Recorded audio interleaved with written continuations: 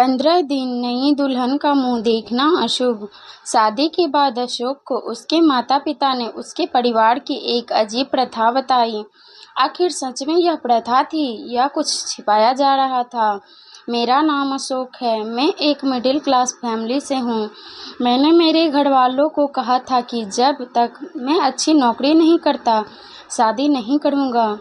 मैं बैंक के लिए तैयारी कर रहा था जिसमें काफ़ी समय लग गया। इस कारण मेरी उम्र 32 साल की हो गई, लेकिन मेरी नौकरी अच्छी लग गई थी। अब मेरे घर वालों को मेरी शादी की चिंता सताने लगी थी। उन्होंने कई जगह मेरे रिश्ते की बात चलाई, लेकिन कुछ बात नहीं बनी। हर जगह कुछ न कुछ समस्या हो जाती थी। इन्हीं सब बातों में 1 साल और बीत गया। मेरी मम्मी और पिताजी को अब ज़्यादा टेंशन होने लगी थी। वो सुबह शाम बस मेरी शादी की ही फिक्र किया करते थे, लेकिन फिर एक दिन उनकी कोशिश रंग लाई। काफ़ी दिनों तक ढूंढने के बाद एक रिश्ता आया था जो घर वालों को जमा था। वो लोग गांव के थे और हम से गरीब थे। घर वालों ने मुझे उस लड़की की तस्वीर दिखाई। लड़की अच्छी थी। मैं कहीं और शहर में नौकरी करता था। मम्मी और पापा ने लड़की को उसके घर जाकर देखा था। मुझे भी कहा था, लेकिन मैं नहीं आ पाया। मम्मी को लड़की पसंद आ गई थी। मम्मी ने कहा कि अब बस शादी जल्दी से करना है। शादी का योग ऐसा योग बन रहा था कि या तो शादी 15 दिन में हो या फिर 2 साल बाद, लेकिन अब शादी को टाला नहीं जा सकता था। इसीलिए शादी 15 दिन में होना ही तय हो गया था। इतने कम समय में अब मेरा लड़की देखना जाना हो नहीं सका, इसलिए मैं अब शादी के लिए ही छुट्टियां लेकर आ गया। मैं शादी के 5 दिन पहले ही आ गया। शादी की तैयारियां चल रही थी। बहुत जल्द में सब तैयारियां पूरी करनी पड़ी और फिर शादी का समय आ गया। शादी वाले दिन हम लोग बारात लेकर लड़की वालों के यहाँ पहुँच गए। वहाँ सबके चेहरे देख मुझे बहुत अजीब सा लग रहा था। मुझे एक छोटे कमरे में ठहराया गया। मैंने पापा से पूछा, पापा यहाँ सब ठीक है ना? पापा ने बोला, सब ठीक है। शादी गांव की थी। फेरे के समय भी लड़की ने अपना मुंह घूंघट से ढका हुआ था। शादी के बाद विदाई होकर हम सब लोग अपने घर आ गए। घर आने पर मेरी सुहागरात से पहले ही मेरी मम्मी और पापा मुझे अकेले में ले जाकर कुछ ऐसा बताते हैं जो मैंने पहले कभी नहीं सुना था। वो पहले ही हमारे घर में एक रिवाज और प्रथा है कि शादी होने के 15 दिनों तक दूल्हा अपनी दुल्हन का मुंह नहीं देखता। मैंने बोला, यह क्या? आज से पहले तो अपने इसके बारे में मुझे नहीं बताया। वो बोले कि पहले नहीं बता सकते थे क्योंकि पहले बताना अशुभ होता, इसीलिए यह शादी के बाद ही बताया जाता है। मुझे समझ नहीं आ रहा था कि यह बात एकदम से कैसे आ गई, लेकिन फिर मम्मी पापा के ज़्यादा जोर देने के बाद मुझे मानना ही पड़ा। पिताजी ने मुझे एक काला कपड़ा भी दिया। कहा कि इसे बांध कर ही कमरे में जाना, गलती से इसे खोलना नहीं। मेरे मन में कई तरह के सवाल और विचार आ रहे थे, लेकिन मुझे उनकी बात माननी ही पड़ी क्योंकि वो जिस तरह से मुझे समझा रहे थे, मुझे उनकी आंखों में थोड़ा सा डर भी लगा। इसीलिए मैंने उनकी बात मान ली। मैं काला कपड़ा लेकर अपने कमरे में आ गया, दरवाज़ा बंद किया और मेरी पत्नी सेज पर मुंह ढके पहले ही बैठी थी। मैंने भी काला कपड़ा अपनी आंख पर नहीं बांधा था। मैं उसके पास गया तो सबसे पहले जो उसने कहा वो था, आपको मम्मी पापा ने सब समझा दिया है ना? मैंने पूछा, उन्होंने तुम्हें भी कहा है? वो बोली, हाँ, मुझे भी उन्होंने कहा है और हमने उनका पालन करना होगा। आपको सिर्फ मेरा मुंह नहीं देखना है 15 दिनों तक।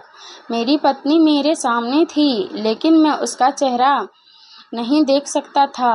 मैंने अपना काला कपड़ा उसे दिया और उसने उसकी ओर पीट करके बैठ गया। उसने कपड़ा मेरी आंखों में जोर से बांध दिया।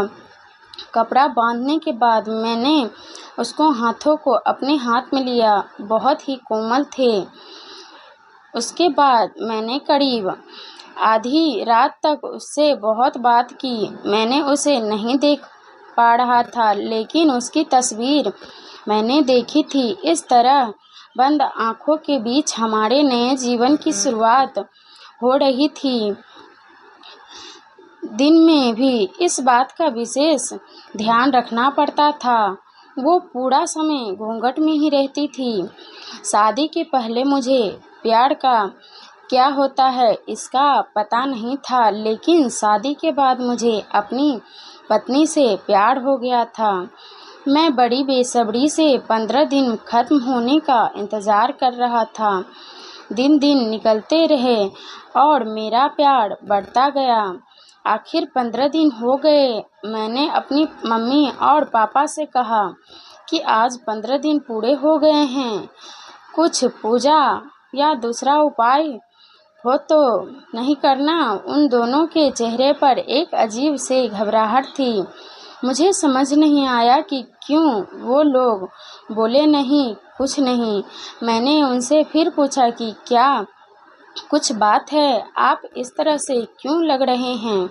वो बोले कुछ नहीं। उस रात मैं कमरे में गया। अब मेरे हाथ में काला कपड़ा नहीं था। मेरी पत्नी आज भी घूंघट ओढ़े बैठी थी। मैंने जाते ही उसे कहा कि आज यह घूंघट क्यों? मेरी पत्नी मुझे कहती है कि मैं आपसे कुछ सवाल पूछना चाहती हूँ। मैंने बोला पूछो। वो बोली आप मुझसे कितना प्यार करते हैं?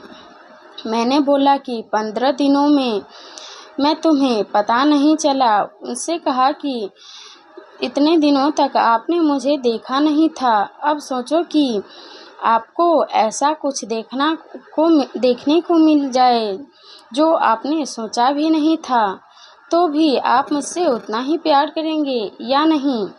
मुझे उसकी यह बात समझ नहीं आई। मैंने कहा कि तुम यह क्या बात कर रही हो? उसने मैं तुमसे प्यार करूँगा, तुम मेरी पत्नी हो। वो चुप हो गई। फिर आखिरकार मैंने वो किया जो मैं करना चाह रहा था।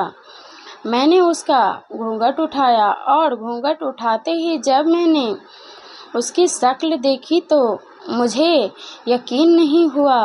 यह वो लड़की नहीं थी जिसकी मुझे तस्वीर दिखाई गई थी। यह तो कोई और ही लड़की थी।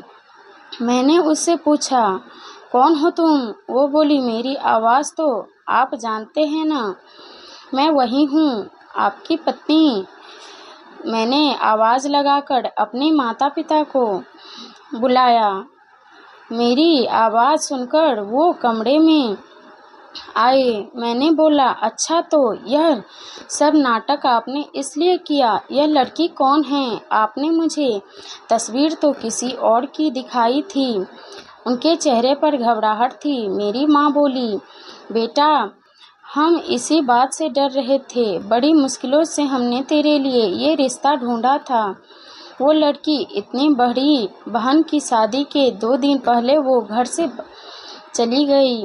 वो तुमसे शादी नहीं करना चाहती थी। यह लोग फिर शादी से मना करने लगे, लेकिन हमने इसके पिता पर दबाव डाला था, धमकाया था, पहचान बताई तो उन्होंने दबाव में उनकी 2 साल छोटी बहन से तेरी शादी करवा दी। हम तुझे बताते तो तू हमें ऐसा नहीं करने देता। सच जानकर तू कभी शादी नहीं करता, इसीलिए तुझसे छिपाया। तुम दोनों सही मायने में पति पत्नी बन जाओ, इसीलिए 15 दिन वाला नाटक किया ताकि बाद में तू इसे छोड़ नहीं सके। उनकी बात सुनकर मुझे यकीन नहीं हुआ। मैंने कहा कि आपने अपने बेटे की शादी के लिए किसी को धमकाया। आपने मुझे भी झूठ बोला। आपको शर्म नहीं आई? आपने इस लड़की की मर्जी के बिना ज़बरदस्ती मुझसे शादी करवा दी, लेकिन उसके बाद भी यह आप लोगों की बात मान रही है। मम्मी और पापा बोले कि हमने यह सब तेरे लिए किया। मैंने कहा यह आपने मेरे लिए नहीं, अपने लिए किया, ताकि मेरी शादी के बोझ से आप बड़ी हो जाए। अगले दिन मैं बिना कुछ बोले सुबह अपने काम पर चला गया, लेकिन वहां जाने पर मुझे लगा कि इसमें उस लड़की की क्या गलती है।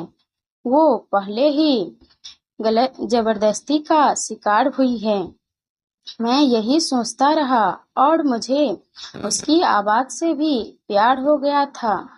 मैं 2 दिन बाद ही अपने घर वापस आया। मैं उसे लेकर उसके घर गया। उसके घर वालों से माफी मांगी। उनकी आंखों में आंसू थे।